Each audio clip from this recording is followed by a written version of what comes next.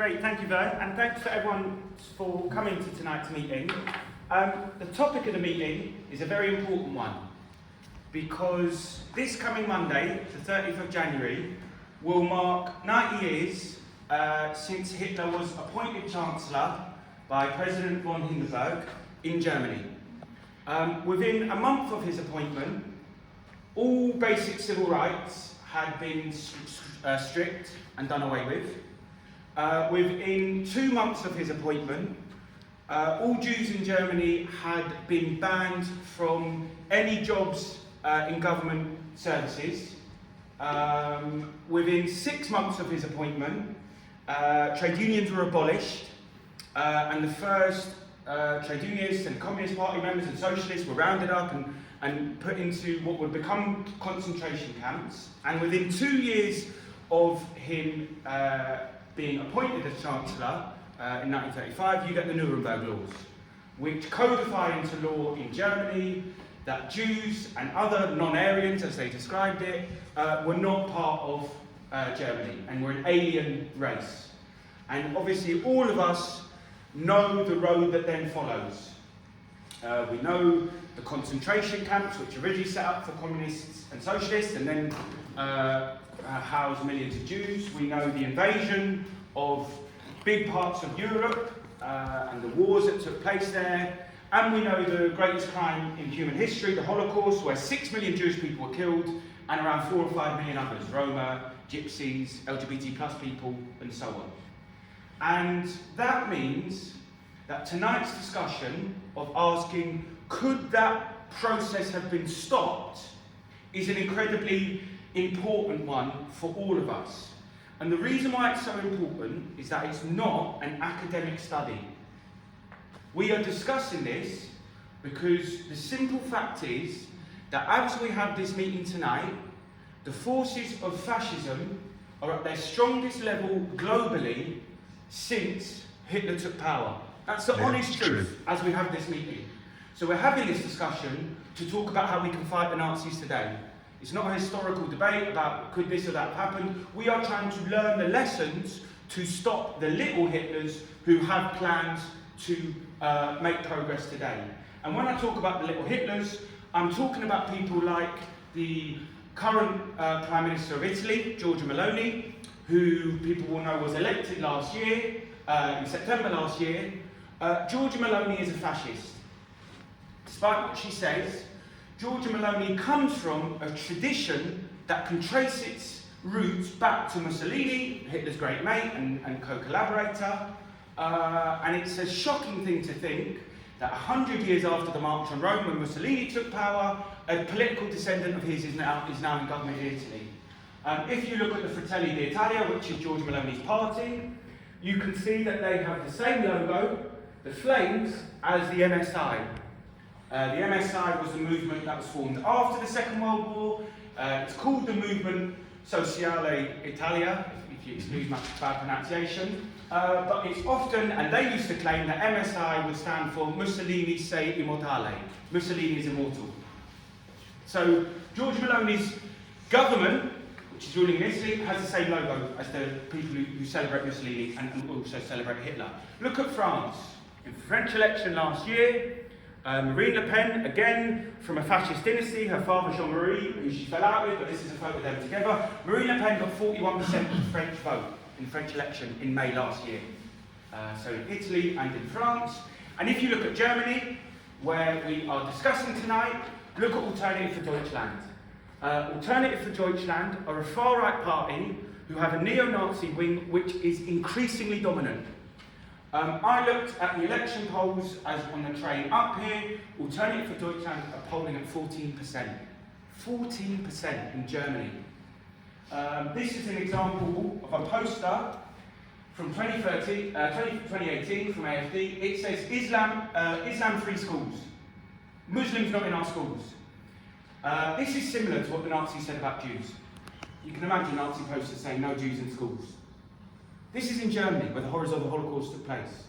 So the meeting tonight is an incredibly important one.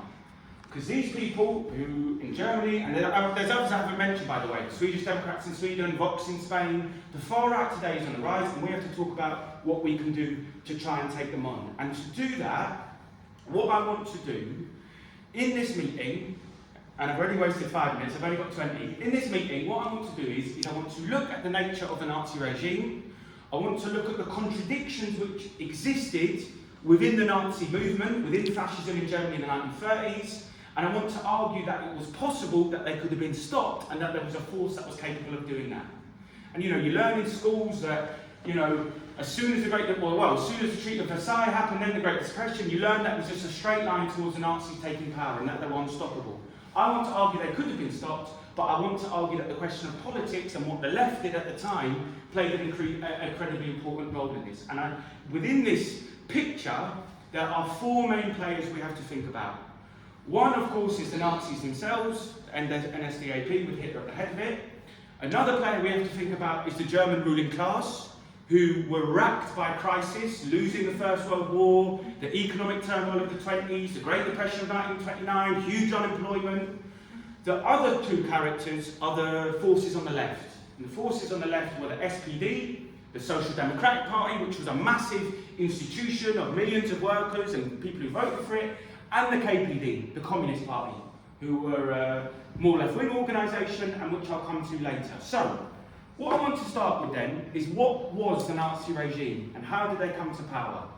And this is important because having a clear analysis of what fascism is and what Nazism represented is very important, because the term fascist is thrown around quite loosely. People say Putin's a fascist. People say that Saddam Hussein was a fascist when the Iraq War took place. We even hear that, Suella Braverman or Priti Patel are fascist. This is something you hear at protests and demonstrations and whatever. I think we have to argue that fascism is unique, and that what the Nazis did represented a unique movement. Fascism is not just the most authoritarian, right-wing, racist form of government you can think of. It is all those things. But being a racist or an anti-Semite doesn't just make you a fascist. We've got to fight Suella Braverman and her plans to deport people to Rwanda and so on. But what she's planning is not the same project that people like Hitler and the fascists today have in mind. And the reason I go through that is because I think it's quite easy to understand the confusion when you think about what is the mainstream view that is portrayed about what fascism is. Because if you look at the mainstream liberal view, they simultaneously often do 2 things. Fascism is simultaneously presented as something that's historic, from the history books. So we're often criticised for labelling Le Pen as a fascist, or Meloni. They say this is old talk and they've moved on, they're post-fascists and so on. And then at the same time, the same people, the liberals, will say at election time, you've got to vote for us or the fascists will come in. So in France, Macron says, you've got to vote for me to stop Le Pen, even though Le Pen's vote keeps rising while she runs against Macron. The same with the Democratic Party in Italy, the same with Hillary Clinton when Donald Trump ran, and so on. On the left, I think there is a much more serious tradition about trying to engage and analyse what fascism is. Particularly, I want to critique, though, what is often quite like a Stalinist vision of what fascism is, which is that the idea that fascism is just an extension of capitalism. That it's just an extension of the ruling class, and that fascism essentially equals another form of capitalism.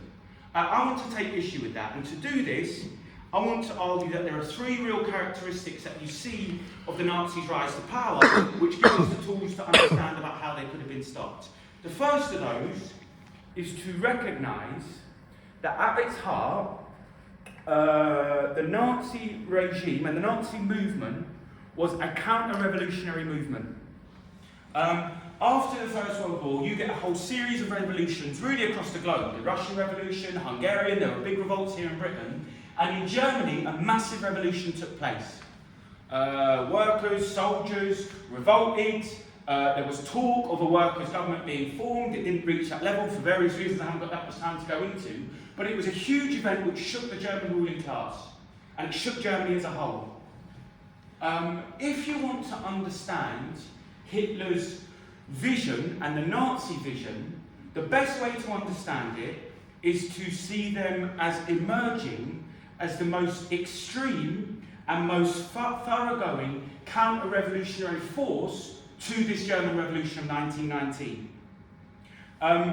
What Hitler really argued is he was against the Weimar Republic, which came after this revolution, which was a relatively progressive social democratic government. Hitler was against that government, but Hitler really argued that the problem with the Weimar Republic, and the problem even with the Kaiser's Germany before, is that they gave any kind of freedom to working class people.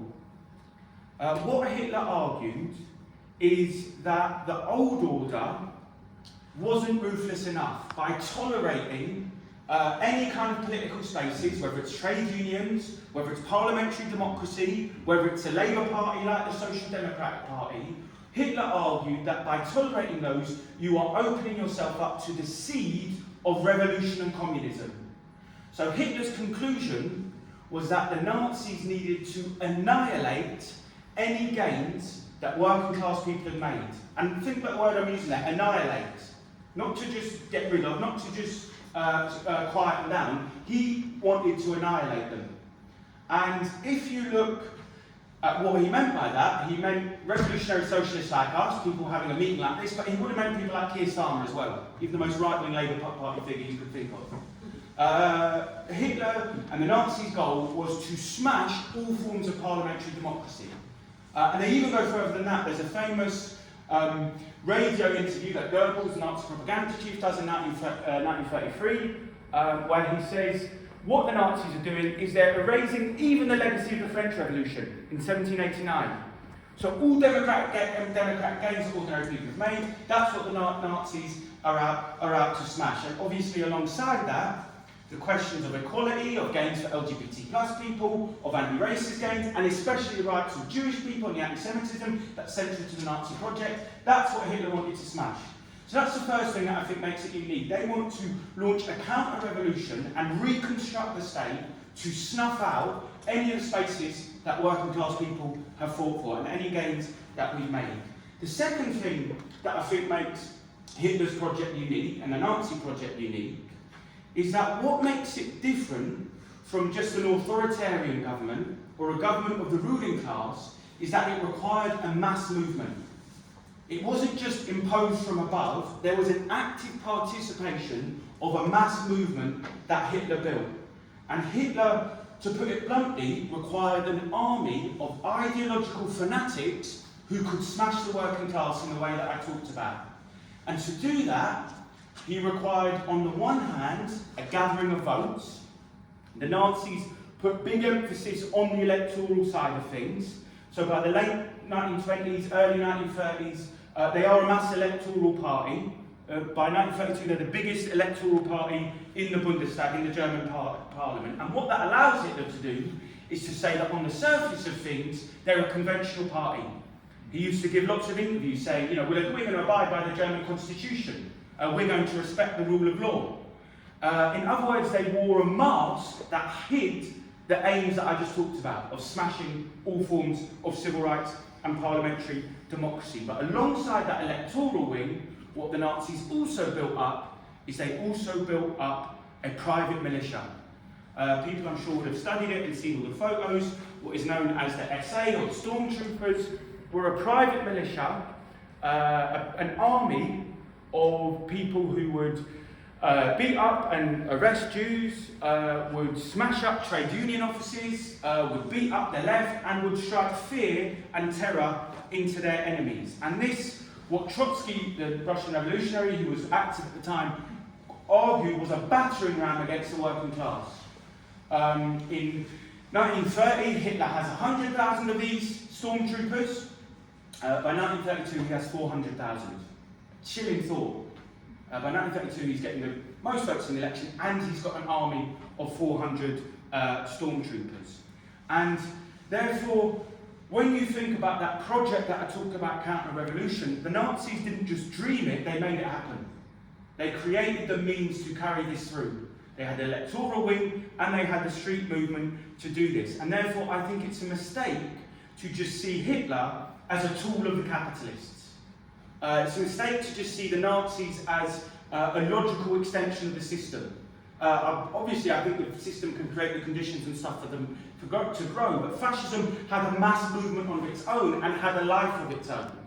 And this is what the Nazis built. And in terms of how they built it, and the social base that they built this on, again, if you look at it, one of the key areas in society that they built, one of the key supporters and members who made up the Nazi party were shopkeepers, small business owners, small farmers, and the professional layer. So it wasn't actually, the mass of it wasn't made up by workers, and it wasn't actually made up by the ruling class, it was made up by a sort of middle layer in society. And this middle layer had been squeezed by the First World War, they'd been traumatised by the Treaty of Versailles, they'd been absolutely terrified of the German Revolution that I talked about, the 1920s of huge unemployment and inflation. You then get the Wall Street crash. This layer in society had been really squeezed, and they were looking for an answer and a way of protection in the crisis, and Hitler's answer was, we will throttle the working class movement. We'll throttle the communists, the trade unionists, the people who go on strike. We will throttle them to protect our business and to protect our way of life. And of course, that's the social base.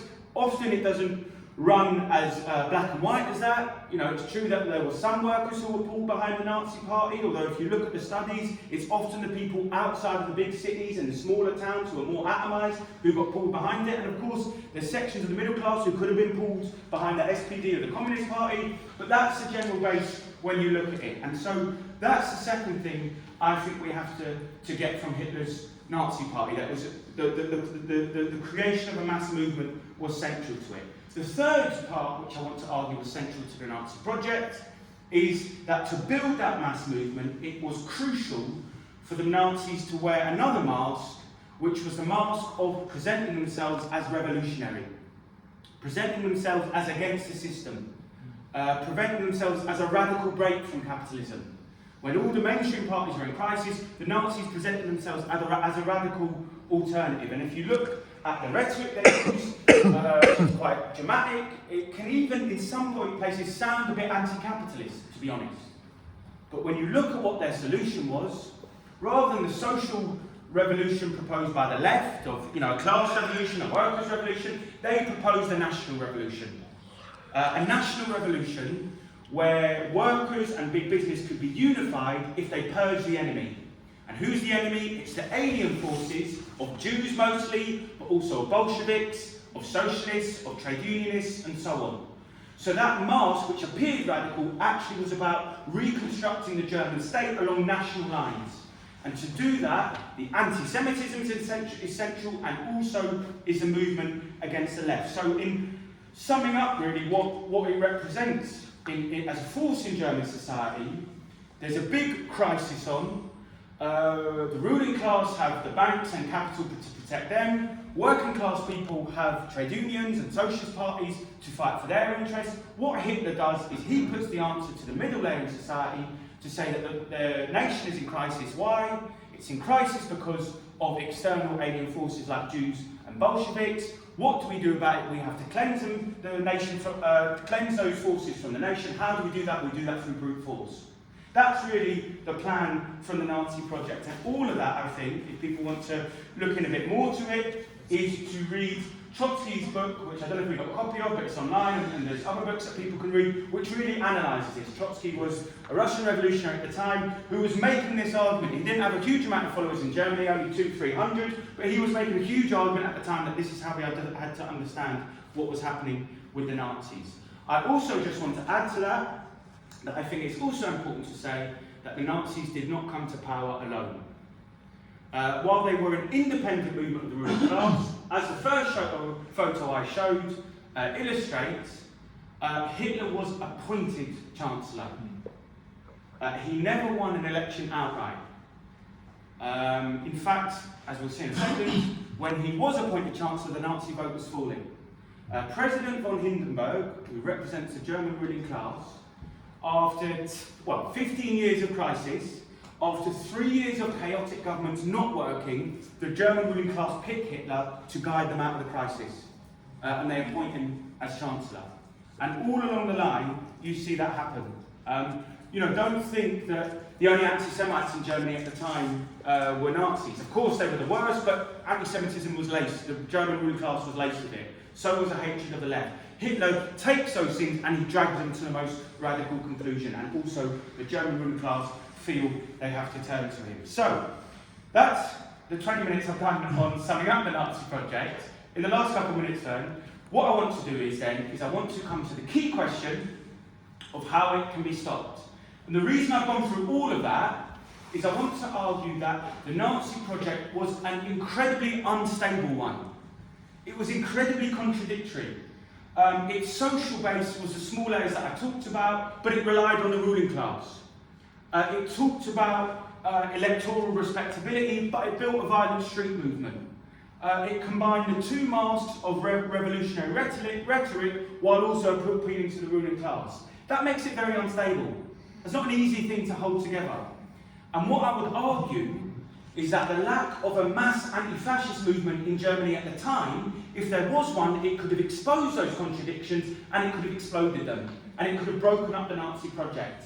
And that's crucial for us to understand, because there were huge internal crises in the Nazi party. You think of the Night Long Knives, you think about the internal clashes. A militant anti-fascist movement could have exploited those crises and divisions, and it could have made the Nazi project fall apart. But the reason it didn't is not because the potential didn't exist. I talked about the German Revolution, I talked about the working class parties. As late as 1932, November 1932, just before Hitler's appointed Chancellor, what you can see is that the combined votes of the KPD, the Communist Party, and the SPD, the Social Democratic Party, outweigh the Nazis. As late as 1932. So on the eve of Hitler taking power, the vote for the left, which is this figure here, just over 12 million, compared to the Nazis' 11.7, and the percentage of vote, the combined vote of the two left parties was bigger than the Nazis. So there was a majority in Germany not for Hitler, but for a left alternative. And what I want to argue is that the tragedy is that left majority wasn't mobilised. If that had been mobilised into an anti-fascist movement, on the streets, in workplaces, on strike, then it could have stopped Hitler. And the reason it wasn't is various reasons, but the leadership of the two parties does play a role. On the one hand, you had the Social Democratic Party, who, because they looked to Parliament, because they were reformists, they trusted in the German constitution, they thought that German parliamentary democracy and the constitution would rescue them and would stop Hitler. So there's some ridiculous statements that they put out. Famously, they argued with their members not to do anti-fascist graffiti because it was illegal. Can you imagine? Hitler's on the march and they said to their members, don't even put an anti-Nazi slogan on a wall in the street. They say, trust in the law and the law will defend us. Look what happens. Hitler gets appointed and he shuts down any form of democracy. On the other hand, we have the KPD, the Communist Party, who were openly to being a revolutionary organisation. They did engage in fighting Hitler on the streets. They did encourage their members to do things, but partly because by the 1930s, Stalin controls the international communist parties and his counter-revolution in Russia of establishing a new state bureaucracy is complete. Because of that, they've taken a view that a misguided view that they thought world revolution was around the corner, and they thought that anyone who wasn't committed to world revolution was therefore a counter-revolutionary. So they thought that Hitler was a fascist, but they took a view of calling the Social Democrats social fascists, and they refused to collaborate with them. And although you get some instances of unity from below, of communists and social democrats working together, at the top they never put together a united front alliance. They never did that. And I think that is the greatest tragedy. I'm not saying it's for sure, but I'm saying we would have had a much better chance of resisting Hitler if these two organisations had come together. So, what does that mean today? In my last minute, because I have gone over time a bit, what I want to say then is what do we learn from all of this? And why does it matter? If you look at the Nazi project today, although the figures that I talked about at the beginning are scary, nowhere do we see a Nazi project that has a big electoral base and a street movement. They do have an electoral base, but nowhere yet have they built a street movement on the size of 100,000 stormtroopers, let alone 400,000. It's not to say they're not trying. If you look at the Front National, I was in France over the summer, I spoke with a comrade there. He described a chilling situation where in Marseille, because of electoral advances of the Front National, Marine Le Pen's organisation, because of electoral advances, around Marseille, on their suburbs, they have offices in every suburb. And in those offices, you can bet your life that they are trying to build up a harder layer. A layer of people who might go out and attack Muslims, or might go out and attack the left when they're on strike. So they're trying to do it, and we know that they did with Golden Dawn in Greece, and I'm sure they're trying to do it with Meloni. But nowhere yet do they have that. And I think what we can get from the 1930s is that we need a clear analysis, we need to expose the contradictions of the Nazi project. We can't look to the institutions of the state or parliament or the law to save us.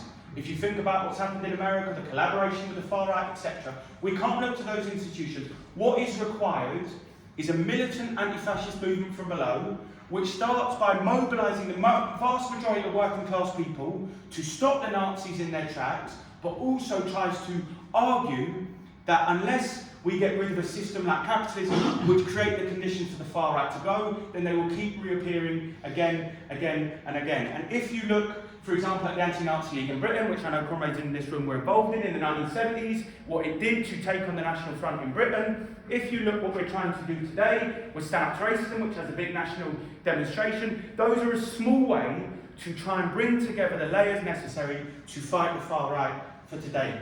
So the final thing I'll say is, I think what Hitler's project shows us is we need a clear understanding of what fascism is, and from that understanding, it allows us to refine the tools that we need to try and fight the far right today. And that's a militant anti-fascism combined with, I think, a revolutionary view about how we challenge the system as a whole. And I'll stop there.